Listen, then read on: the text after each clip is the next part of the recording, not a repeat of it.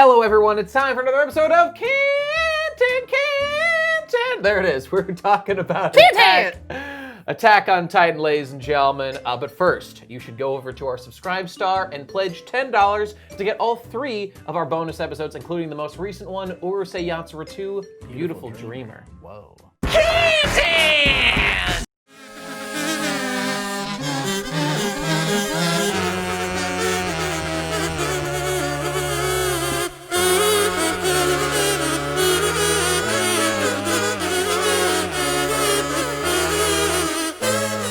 So, Attack on Titan. This show came out 2012. Yeah. Took the world, 2013 actually. Took the world by storm. Huge, massive success. I had heard about this manga for years before it even got adapted to anime. Oh yeah? There was a lot of people hype about it. I was hype about it as well because the trailers showed off the fucking 3D The stuff. three-dimensional gear maneuverability, yeah. And it's kind of funny looking at this now because at the time the animation techniques used for the gear was just shit I had never seen before. Yeah. Like it blew my mind wide open at the time. WIT Studio was newly created of Production IG people who had left and made their own studio. So it was like brand new studio adapting this hype manga with like new animation techniques like I'd never seen. And who's the director again? Tetsuro Araki, who also directed Death Note. High School of the Dead. Yes. Other stuff too. Big, boisterous man. Yes, everything he does is big hype. And in the time since Attack on Titan, thanks to its incredible success, we've seen lots of shows that kind of carry some of the ideas, especially the animation techniques, especially WIT Studio, who has continued on to first do Cabaneri of the Iron Fortress, which in my mind was basically like, man, Attack on Titan is really successful. What if we owned all the rights to it? Let's just make another one. And then they did it again with Decadence, with the Even more zero gravity things. Yeah. So yeah, it's interesting to return to this, and it's not that I think it's quaint necessarily. The animation is still really impressive. It is. Yeah. It's just crazy to think about how much impact, particularly the idea of the three-dimensional gear has had on how action is animated, and continued to be improved on with future seasons of Attack on Titan. I know that even just from GIFs that I've seen, it's a very impressive action animation showcase, particularly in that, fight scenes are not just two people using techniques or fighting one another. It's a bunch of people fucking Spider-Manning around a big Titan. Just never seen fight scenes like this until this show. Yeah, and it's particularly interesting. I mean, it's been said a million times, but the transition, this certainly happens with a lot of director man, what's his name again? Tetsuro Araki. Araki, yeah, with his adaptations of the famous chip eating scene from Death Note. In the manga, he just ate a chip. Right. In the anime, whoa, big dramatic chip and eat it. The most dramatic thing of all time. It's been memed a lot, but as someone who has read the vast majority of this manga, and this is my second time watching season 1 here. That's all I'd seen before. So I had watched season 1 and then I went and read the whole manga to see not only just how much the source material evolves, and it takes on the particular style of Araki with the hyper drama, but to see again the 3D movement actualized to this degree is it's almost like one of Mamoru Oshii's productions where the source material, sure, I'm sure it's well and good, but it's the fact that this director is signing on to this project will elevate it to such a crazy degree. And to see these scenes of I think what they're doing is they're 3D modeling the city, and they animate 2D the character movements on top of it, and that as they swoosh under bridges and over rooftops and shooting shit and getting pulled, and you can feel the momentum. It's all just fucking awesome to look at and feels great, and totally innovative. I'm sure that I'm sure most viewers even watching this show today would not think of it as looking dated in any way or something like that, but it is again, I want to stress just how new it felt in 2013 when I saw this, because it's always hard to talk about this element of anime history that just 1080p wasn't a thing until 2009 or so that anime was released that way. So for me I've just seen such a huge leap, even just within, again, this show, where, like, going back to some of those action scenes, it is a little bit more obvious that, yes, it's a digital composite with, like, 2D animation, and I've seen it done better now. So it's like, I look at it and I go, wow, that looks so good, but damn, I know it can be done even better. And like, it's just nice to know that this was sort of the start. I think the biggest respect I have for Attack on Titan is just the whole 3D gear animation, the idea of it, the execution of it. It can be a little bit like, it can be a little much when there's like shots of just characters just doing flips and whipping through the air for no fucking reason as they like fly around, just like wee. That's woo, a little bit of that you potato know? chip eatiness. That Yeah. like is that really a practical, tactical military move that they were trained to do? Constant I don't know. flipping around and shit, but it's fun to watch. And particularly in episode 5 when everybody starts getting their asses kicked, like there's a shockingly good sense of space of like we're on rooftops, you can see a lot of the town, you can see a lot of what's going on, where characters are relative to one another. Again, this is all not easy stuff to do in animation, so it's impressive. And like the show, I will also say like it's a mixed bag because like obviously the animation is all where it needs to be. Yeah. When it's not doing moments of crazy animation, it can be not even that it's janky, but that it's funny, like the shortcuts that they use, where there's a lot of like characters just kind of sliding up and down to represent them moving, you know? Like, yeah, very simplistic stuff. Yeah, lots of animation cheats and shortcuts. And I know that the production of the first season of the show was pretty troubled. They did not like have enough animators. There are scenes that were not finished when it first went to air, where like the animation just wasn't complete. It was like purple bricks, you know, exploding out of the ground and stuff. So, you know, I guess what I would say is that I felt a lot harsher about the visual aspect of this show at a time where, like, I really looked at it as like, wow, the fight scenes look great and everything else just looks like shit. I don't know if I would say it looks like shit. It looks fine. I also used to criticize the show for being so brown. It is very brown. Well, it is brown, but I mean, even just watching characters walking around, just the yellow of like Armin's hair is so bright and pretty. And just like, I don't know, like Aaron's eyes with all the details in them and like the intensity on his face.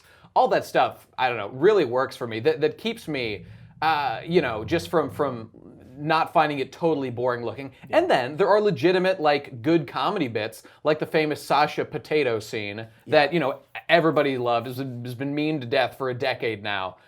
So it's, you know, moment to moment, sure. Like, okay, you're here for Titans, right? Where the fuck are the Titans? And even in episodes 1 through 5, it starts heavy with Titans. We get episode 5, the Titans are back at the end of episode 4 and stuff.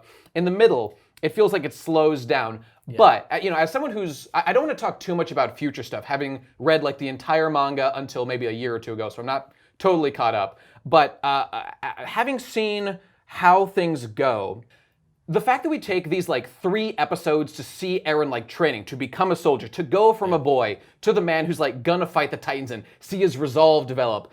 I got the sense that you were a little bored during that, and I think other people might be at sometimes. And you know, again, since I've seen where it all goes, I know that like, okay, eventually it does get better than this.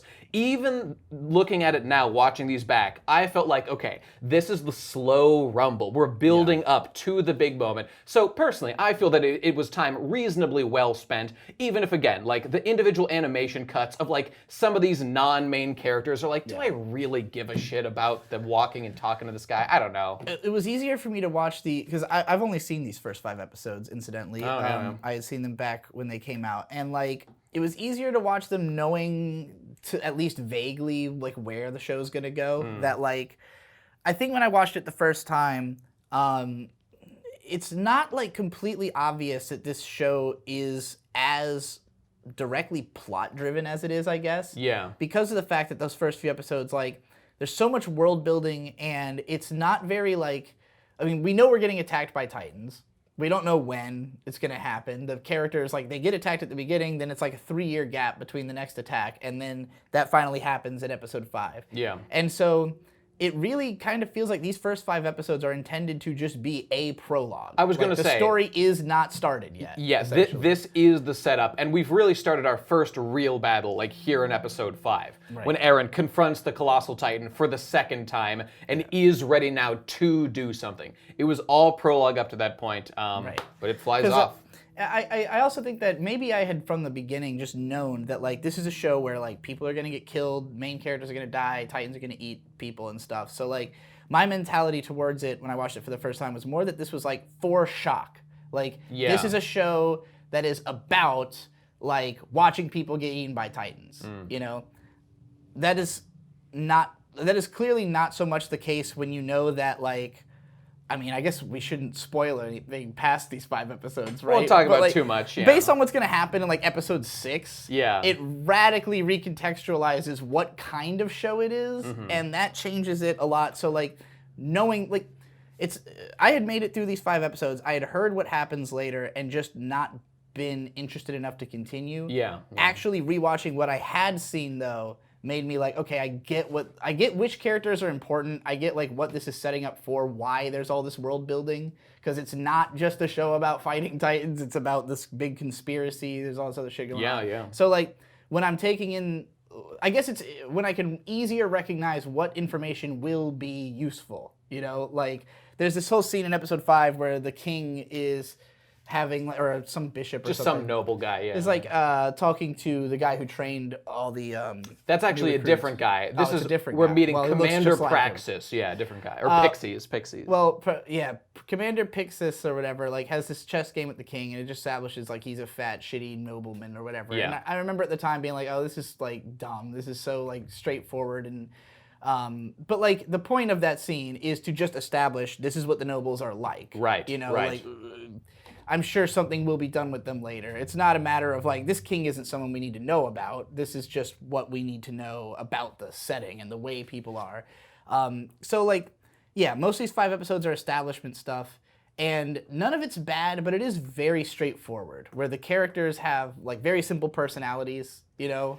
Well, yeah, that's true. Meeting all the characters. And I mean, you know, this is talking a little bit ahead, but as with the stuff that happens a little bit later on, it's like episodes 1 through 6, 7, 8, whatever it is of Attack on Titan are kind of like episode 1 of Talentless Nana, in that like establishing stuff happens, and then you get the oh moment. Right. And like we haven't even gotten to the big O at the end of it yet. So like I could see this being like not totally, I mean, Eren seems to be dead. He has an arm and a leg were bitten off at the end of episode 5 in his first mission. And he was swallowed by a Titan. Yep. Things look grim. So is it, oh my God, is this going to be a misdirect where like Armin is the main character, or Mikasa, who's been totally simping to protect Eren the whole time? Is this going to be the narrative?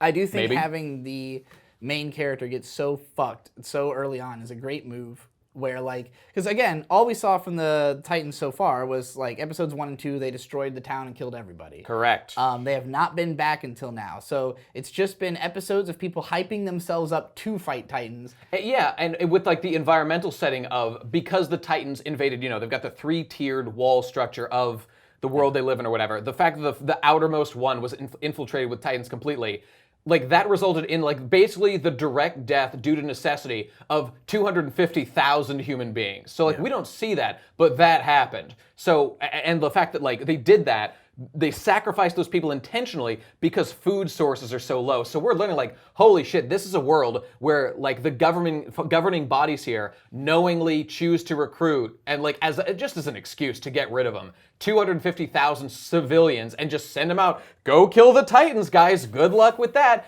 But really, we just don't have enough food to feed everybody. We got to destroy 1/5 of the total population of this world. Fucking wild. Yep. Yeah, it's an uber bleak setting, which is like if there's anything you know about Attack on Titan, it's probably that humans live in a very small walled off area. Titans be attacking it. They can't really do much to defend themselves. They're not very good at fighting the Titans. And you know one little detail I loved? I didn't even, I might have thought about this previously, but it's, so the structure of the walls is that, so Titans exist, Titans attack the walls regularly. So as a countermeasure to that, so they've lived inside the walls for 100 years, they say, and it's been totally peaceful and they've been happy. And in fact, it's illegal to even discuss or plan to leave or to like think about leaving the walls is literally illegal. You'll go to jail. But beyond that, the Titans, the little they know about the Titans is that they don't need to eat, they don't attract to like normal animals, they only pursue humans, and they eat humans, but they don't need to, they just do it to kill them. Yeah. For what reason? I mean, that's one of the great mysteries. So like as a defensive measure, on the outermost wall, Wall Maria, I think is the one, they have these little bubbles on the outside of the wall where the human civilizations are. And I just thought, like, oh, you know, that's useful to have little outward facing villages where they could maybe scavenge for resources a little bit here and there and stuff. But no, there's another larger reason which ties into Aaron's whole feeling that he's like cattle just trapped in a cage. And it's that they're done like that strategically because if they just didn't have human settlements along there, the Titans would just indiscriminately attack the walls wherever. They specifically put the humans all in important locations in the wall so the Titans will be attracted to them specifically and not attack walls where nobody's protecting them. So the humans, by that logic, are quite literally being used as actual like slop for the consuming of these carnivore things. So they, to Aaron's metaphor, no, they are literally like cattle being used for that purpose, and pretty fucked up. Because our boy Aaron wants freedom. It's not a good world to be a human in. No, that's for sure. Aaron! No!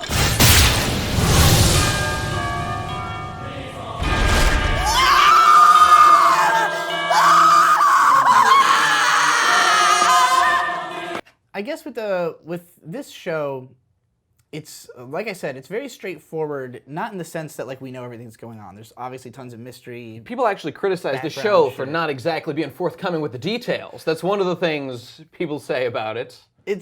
Well, I think it's that what it's missing is just like a little bit more of like a feeling of not even like hope or the possibility to live, but like just footage of living, I guess. Well, again, like this is a shitty world to be a human in. Like human life is boring in this world. They just live in like, I don't know, 1800s type technology. Yeah.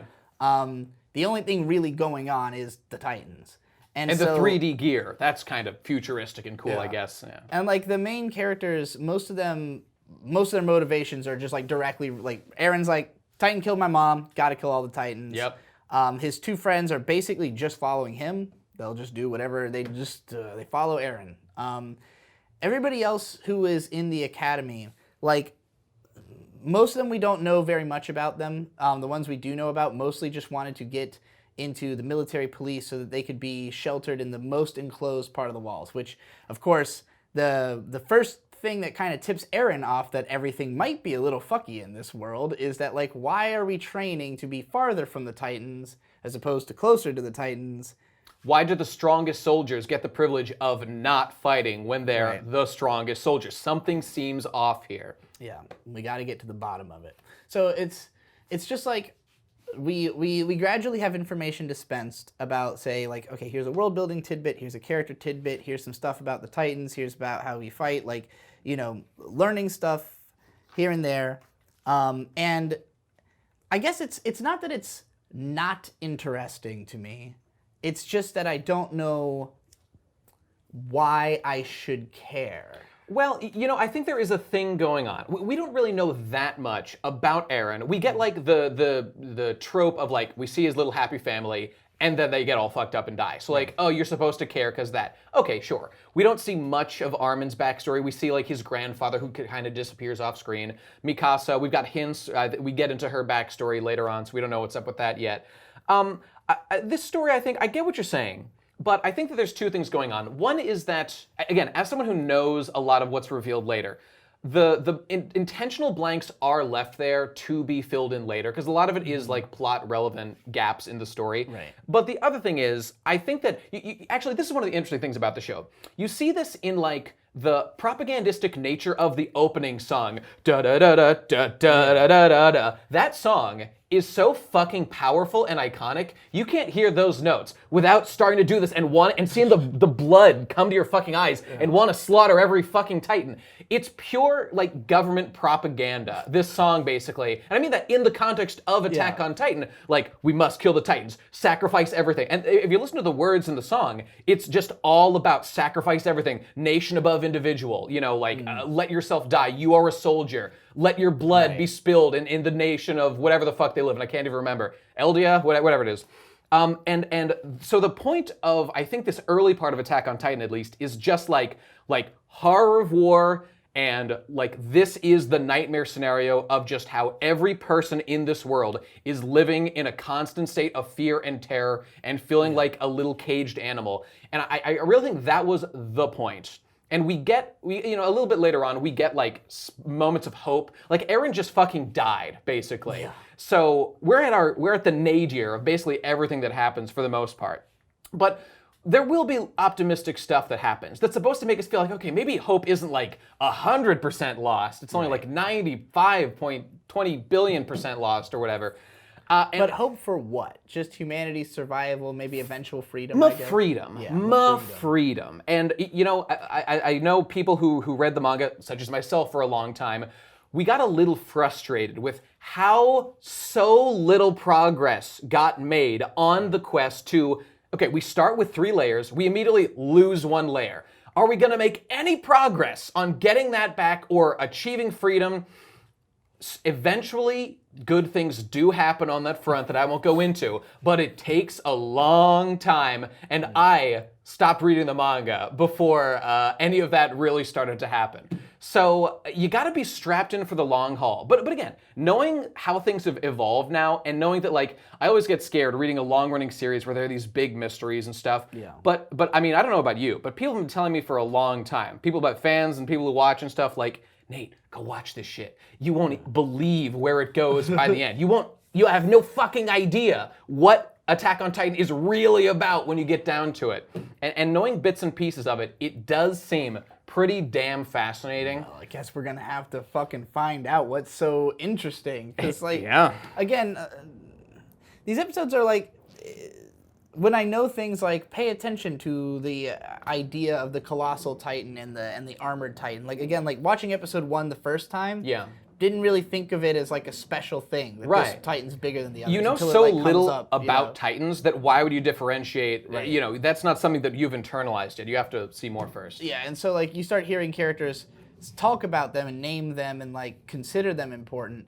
And yeah, again, I guess what I hadn't realized is how much of a like linear story was being told here when I watched this the first time. That like I don't know if I had really understood that it was like there was this one attack after 100 years and then there isn't another attack for a long time, and like they're worried about the same titans. Like they know that the not even that it makes it feel like there's more of a finite number of titans, but at least that like they are identifiable, and like you could kill this one and it will be gone and there'll be no more this colossal titan, you know? Yeah, if you look at it from the perspective of like these kids, they go to military school and they're like taught the very little they know. One of the things they learn is that, like, okay, titans are generally something like, what do they say, like 15 meters high or whatever. Yeah. The colossal titan is like 60 meters high. That's like never been seen before. Right. So of course to them, when they see a 60-meter tall titan, they're like, this is radically changing my understanding of what Titans are. But to us, having not experienced that yet, we don't have the same sense. And I agree that's a little bit of like a flaw, I guess, with the beginning. They could have like hammered those facts home a little bit more to make us understand it more. It's a little out of order. We could have maybe seen, like, for the colossal titan to be the first titan we see, it then makes all the other titans seem small, not this one seem big. But you know, there is something I liked about that, because I watched all of season 1 like a year after it came out or something, after it had already gotten hyped, and I was like, all right, let's see what all the fuss is about. And then I watched it, and then I read the manga after that. But watching it the first time, it really was very mystery-oriented. The whole series is full of mysteries. Yeah. But seeing like the titan appear, break through the wall, and like Eren, his dad says like, take this key, go to the basement. What's in the fucking basement? Is that related in some way? Why does he suddenly have the key? Was that whole dream he had with his dad, did that just like happen and he forgot? You know, like... that was funny. When we see the scene of him like suddenly having the key, I know that later on, like, Eren did in fact meet his dad, and I think that there was like memory loss, but he just like has a fucking key. Knowing how things go with that, he has to know, I didn't just invent this key out of nothing. It came from somewhere. And that just seems like, okay, well, that's just kind of a dumb piece of writing. Why didn't Mikasa ask any questions about this mysterious key that appeared on Eren one day? Right. You'd think these things would come up. So it's not I like kind of flawless. assumed that she already knew. I thought maybe she remembers and isn't telling him. I don't really know. I don't remember the details. But yeah, that was weird. But like there's a lot of mysteries being set up. Some of which, again, I hadn't really thought about. Like Colossal Titan just appears in a flash of lightning, and it just disappears. And it disappears. Like, what's that about? Right. Yeah. So yeah, all that kind of stuff. caught me a little bit more this time, and like the whole training arc.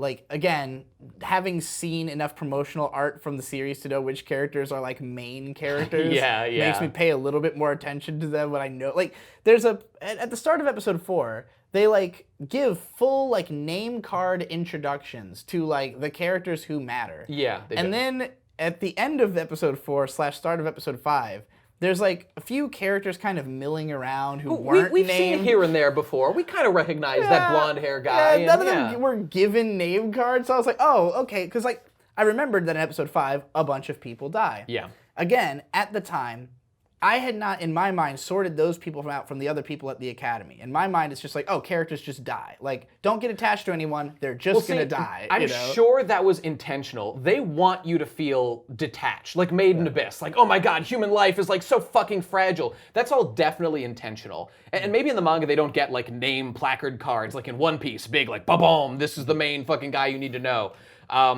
So all that stuff is definitely on purpose because, again, Eren dies. Yeah. So it's like, oh my god, we're unhinged. That's the sell there, is that like you see all these like nobodies getting killed, and then all of a sudden the main fucking character gets his arm and leg bit off and trapped in a Titan's mouth. So like, and as we all know, no shonen protagonist, shonen, in the history of time has ever recovered from a loss of an arm and a leg or any other limb. No. So surely this is it for our boy. But, you know, just while we're talking about all kinds of crazy stuff here, how fucking radical. I mean, Eren's whole character, you know, we learn more about him later, but seeing the determination in his eyes and his will to overcome really does sell you on the character in a strong way, at least me. Especially, the highlight of this whole thing is that, you know, when the Colossal Titan appears, episode 4, episode 5, he's the only one with the balls to actually try to do anything, because he's just got the guts.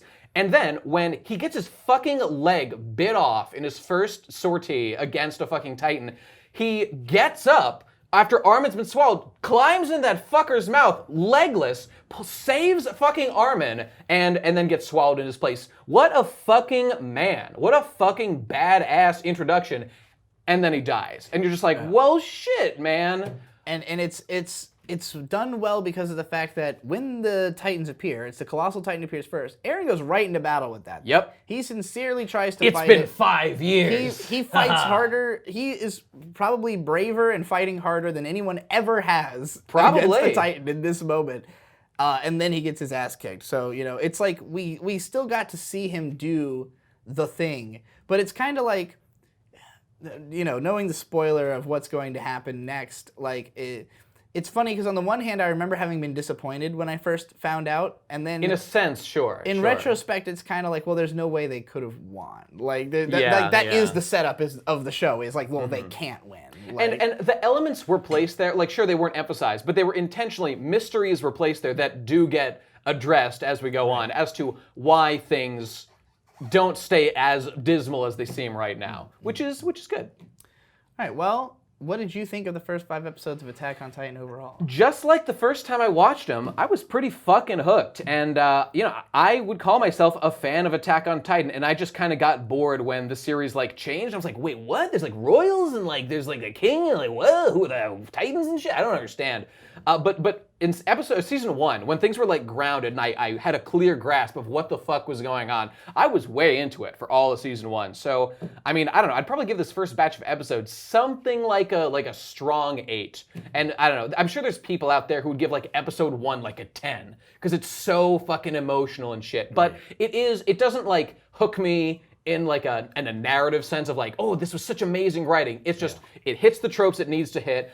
Though to be fair, I give it props, like you were saying when you were watching, of how realistic it was, of how real it was when that old dude is like, I'm gonna defend you, Eren, while you dig out your mom. I'm not gonna let you go. And then when he actually comes face to face with a Titan, realizes, no, I don't have the balls for this. I'm going to save the children because that's something I can do, and let him devour their mother because that's the only practical thing I can do right now. That was the realest shit. Yeah, that scene sells that whole episode because, like, I would say for me, Attack on Titan has some cheesy moments for sure. No doubt. Like when it tries to be like show characters being emotional, they tend to be like freaking out, speed lines everywhere on the screen. So like, you know, in episode 1, there's a sort of cheesy moment of like the troops are coming in and they're all fucking dead, and like this old lady's like, "What about my son?" And they like give her the son's arm, and she freaks out, and then the guy freaks out, and everybody's freaking out, and everybody's like, "This sucks." Yeah. But like again, it gets paid off by the fact that in the end, like when he goes off to try to fight the Titan, chickens out and runs away, it pays off everything you've learned about both the Titans and the fighters up until that point. That like this is why they're getting defeated by the Titans. The Titans are just overwhelming. Like, and so. Yeah, the first episode does a great job to establish that. The second episode mostly tries to establish more world building, like what happens when the first wall falls, where are we going? I wish this show had more, like even though it shows like maps of the town during the eye catches, I wish there were more just pulled back shots of exactly where were we at the start and where are we now, like just world map, zoomed out, because it's a little easier to follow. But like, you know, in episode 2, when we got to the whole part where like the kids are fighting with adults over food and stuff like that, like it's not that any of it doesn't make sense. It's just like a little heavy-handed, a little melodramatic. You know, all through the first 5 episodes, there are moments that really work, and then moments that are just like, all right, whatever, you know, or like, or just scenes that are just kind of boring, or like they tell you something about a character, but I don't really care about that character yet, you know, like. And it's interesting to reflect on. I forget that. Do you remember the guy who wrote the manga? What his name was? No, I have no idea. Whatever his name is, if I remember correctly, I mean, this is famous, Attack on Titan, for having really shitty art in the manga, especially at the beginning. Because it's like, I think, like, roughly his first manga, or at least, like, his published one. Like, he's fairly amateur, and his art shows it, because it's not very good. And, you know, seeing it now, he's really improved in many ways. And it's cool to watch that evolution. But, like, such an amateur work, where, like, his writing chops could definitely be tightened up at times. Yeah. But to see that guy like get the gold star treatment by Wit and get it turned into like such an amazing animated production, most of the time anyway, with like cutting edge animation, all that stuff, probably because they thought the concept was so cool. It's really cool. It's really dope. Yeah, it's a pretty dope concept for sure. Yep. I think that you know, it's such a weird thing with these 5 episodes, because like a lot of the stuff that I would criticize it on, I also don't necessarily know how it should be done differently, because again, it is an establishment arc. Like, of course it makes sense to include some sad backstory characters to establish the world is sad, but maybe it goes on too long, or these particular characters aren't that endearing. Or just introducing so many characters at once that like episodes 3 and 4 are dedicated to introducing like all of these characters that are going to be important, and then in episode 5, when the action actually starts, most of them are not present for this action scene. True. And like, because we need the fodder to die. It has to be our fodder characters. So like it's a little bit of a circular route where like we learn. I guess the show is just really front loaded with a lot of information that it wants you to have before the ball starts rolling, and whether or not it handles that in a clumsy way, I would say it is somewhat clumsy, but not enough to be like, oh, this is disastrously ruins the show. You know, like. When I was criticizing Jujutsu Kaisen for being clumsy, it was kind of a bigger deal because the premise was not nearly as unique. For sure, you know, where it's like, how could you fuck up what should be a very simple episodic story for a shonen, you know? With this, it's like, okay, well, he had to do training for 3 years. It makes sense to show the training. It makes sense to introduce the characters there. It doesn't necessarily make sense for them all to have something to do in the next scene. So, like, I don't know. This is a show that is, like you said, episode 1 would hook most people to the point that they are going to watch the entire thing. Yep. Most people are not like me who would watch 5 episodes and then go, this is slightly more boring than fun, so I'm going to drop it. I do find that baffling, as someone who was hooked by the series immediately. But, like, I think the expectation is that, like, look, this is a long, slow burn. There's going to be a ton of fucking details and world and characters in this, so you kind of have to last with it for a while to really figure out what the fuck's going on. And I wasn't willing to do that then. I am willing to do that now. What changed? I paid more attention. You know, a little bit, yeah. Isn't that the common thread? One final point. To anybody out there who's watching along with us, I'm curious if, because, you know, I read the manga, but I never went back and read from the start. Things get revealed that I always had a suspicion, like, he didn't plan that. He didn't plan it. He made that shit up as he went along. And, you know, watching it back now and knowing some of the spoilers that happen later, I'm like, okay, this, at least in the anime here, feels deliberate. I can feel that they're setting this up a little bit. But other things, I'm like, now that I'm thinking of in my mind, I don't know if this was planned. So if anybody else is watching these, you know, having seen the later seasons and stuff, let me know in the comments or anywhere else. Spoiler tag your comments. Spoiler tag your comments, but if anyone's detecting bullshit, I'd be very curious, because I always felt like the manga was very slapdash. Because again, the guy was like fairly amateur starting this off, so I'm curious if anybody's detected anything like that. But I still enjoyed it a lot. The anime also, like the manga had been running 4 years by that. So they might have a cheat. They had Right. they could highlight some things and emphasize some things to various stuff. But Experts will inform us. indeed. But I thought it was pretty good, and we're gonna watch more. We're going all the way up to season 4, coming out later 2021 or something. So Yeah. we'll be watching it with you here on Khantehnt. But before you head out, you should go and give us money on our Subscribe Star page. $10 for our 3 bonus episodes: Beautiful Dreamer, Urusei Yatsura, Good Time, also Vampire Wars, and Prefectural Earth Defense Force. And we also want you to send us clips of you going Khantehnt in the most unique circumstances that you possibly can. Send them either to the Khantehnt Twitter or join the Discord that we created, linked in the description. Hashtag Khantehnt, and also add us. And you join the Discord, where we'll be talking about the shows that we discuss, Khantehnt stuff that we're doing in the future, all kinds of fun stuff. So hang out there. It's free, but if you're a Subscribe Star backer, you'll have like a cool color on your name or something. So won't that be fun for you? All right, everybody, that's it. We'll see you next time on another episode of Khantehnt. And this could be you. Roll it.